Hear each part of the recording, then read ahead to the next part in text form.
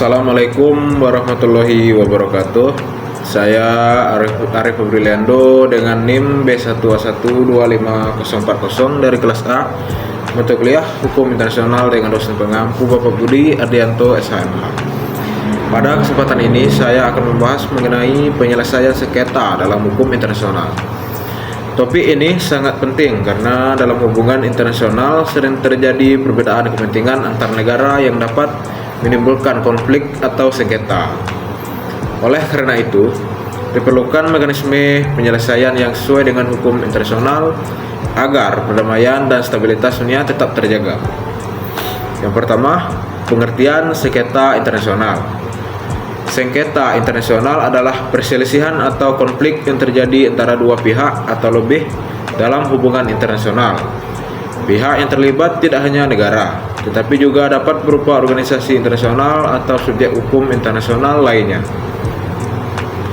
Menurut para ahli hukum, sengketa muncul ketika terdapat perbedaan pandangan mengenai hak, kewajiban, atau kepentingan yang dimiliki oleh para pihak. Sengketa dapat terjadi karena masalah wilayah, perjanjian internasional, perdagangan, sumber daya alam, hingga pelanggaran hak internasional.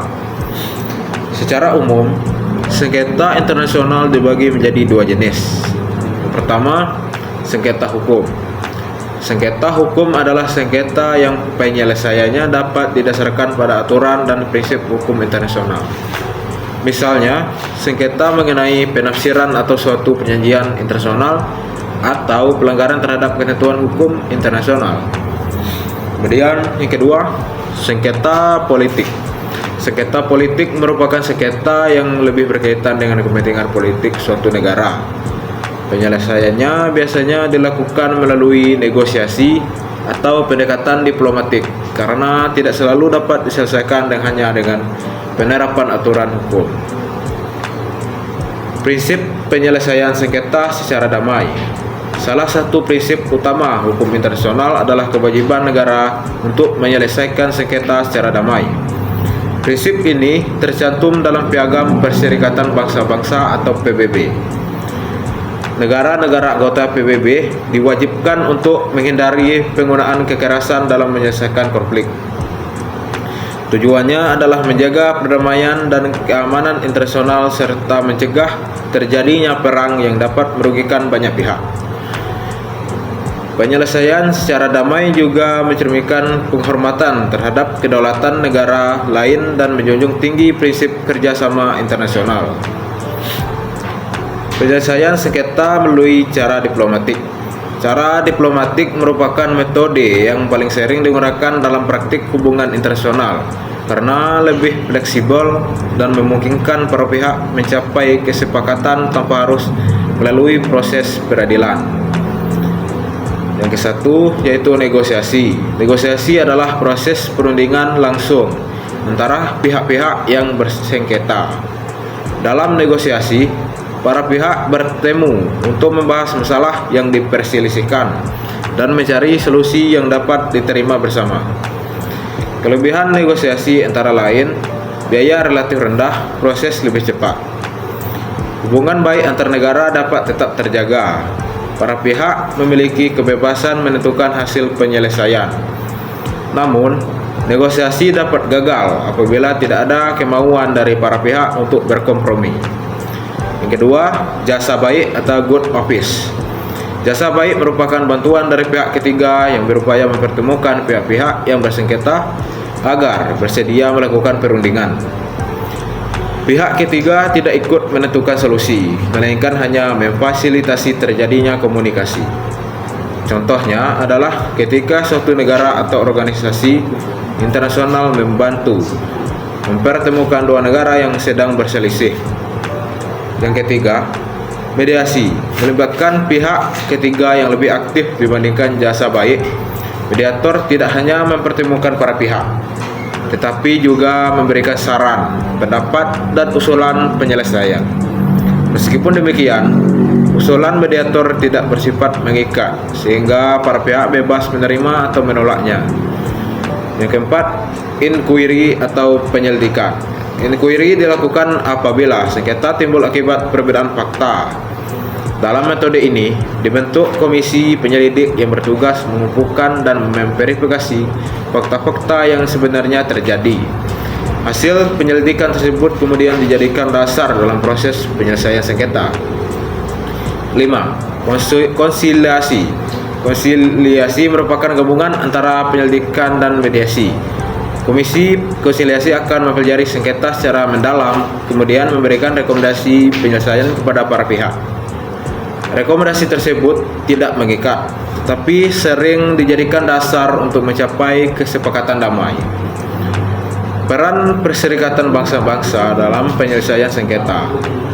Sebagai organisasi internasional terbesar, PBB memiliki tanggung jawab utama dalam menjaga perdamaian dunia.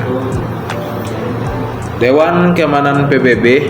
Dewan Keamanan memiliki kewenangan untuk menyelidiki sengketa internasional, memberikan rekomendasi penyelesaian, mengambil tindakan untuk menjaga perdamaian internasional. Dalam keadaan tertentu, Dewan Keamanan bahkan dapat menjatuhkan sanksi atau mengizinkan tindakan kolektif terhadap negara yang dianggap mengancam perdamaian dunia. Majelis Umum PBB. Majelis Umum juga dapat membahas berbagai masalah internasional dan memberikan rekomendasi kepada negara-negara anggota terkait penyelesaian sengketa. Walaupun rekomendasinya tidak mengikat, Majelis Umum memiliki pengaruh politik yang cukup besar dalam hubungan internasional. Penyelesaian sengketa melalui arbitrasi. Selain jalur diplomatik, sengketa internasional juga dapat diselesaikan melalui arbitrasi. Arbitrasi adalah proses penyelesaian sengketa oleh arbiter atau majelis arbitrasi yang dipilih oleh para pihak. Keunggulan arbitrasi antara lain prosedurnya lebih fleksibel. Para pihak dapat memilih arbiter yang dianggap ahli. Putusannya bersifat mengikat. Prosesnya lebih cepat dibandingkan pengadilan internasional. Arbitrasi banyak digunakan dalam sengketa perdagangan internasional, investasi, dan batas wilayah. Penyelesaian sengketa melalui pengadilan internasional. Jika penyelesaian secara diplomatik tidak berhasil, sengketa dapat dibawa ke lembaga peradilan internasional. Mahkamah Internasional atau ICJ, International Court of Justice, adalah organ peradilan utama PBB yang berkedudukan di Den Haag, Belanda. Tugasnya adalah menyelesaikan sengketa hukum antar negara, memberikan pendapat hukum kepada organ-organ PBB. Putusan Mahkamah Internasional bersifat mengikat bagi negara yang menjadi pihak dalam perkara tersebut. Tribunal Hukum Laut Internasional. International Tribunal for the Law of the Sea menangani sengketa yang berkaitan dengan hukum laut, seperti batas maritim, eksploitasi sumber daya laut, dan hak pelayaran. Pengadilan Pidana Internasional. International Criminal Court memiliki kewenangan untuk mengadili individu yang melakukan kejahatan internasional berat seperti genosida, kejahatan perang, dan kejahatan terhadap kemanusiaan. Penyelesaian sengketa melalui cara paksa. Dalam sejarah hubungan internasional, terdapat pula penyelesaian sengketa melalui penggunaan kekuatan. Bentuk-bentuknya antara lain retorsi, yaitu tindakan balasan yang masih berada dalam batas hukum. Reprisal, yaitu tindakan balasan terhadap pelanggaran tertentu. Blokade, dan perang. Namun, hukum internasional modern sangat membatasi penggunaan kekuatan bersenjata. Piagam PBB melarang negara menggunakan kekerasan terhadap negara lain, kecuali dalam keadaan membela diri atau berdasarkan mandat Dewan Keamanan PBB. Hukum humaniter internasional. Apabila konflik bersenjata tidak dapat dihindari, maka berlaku hukum humaniter internasional. Tujuan hukum humaniter adalah mengurangi penderitaan manusia selama perang. Prinsip-prinsipnya meliputi: yang pertama, melindungi warga sipil yang tidak terlibat dalam pertempuran. Yang kedua, memberikan perlindungan kepada korban perang. Dan yang ketiga, memperlakukan tawanan perang secara manusiawi.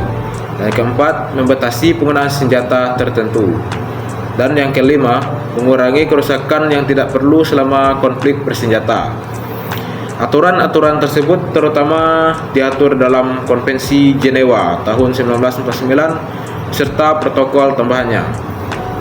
Kesimpulan, dapat disimpulkan bahwa sengketa internasional merupakan bagian yang tidak dapat dipisahkan dari hubungan antar negara.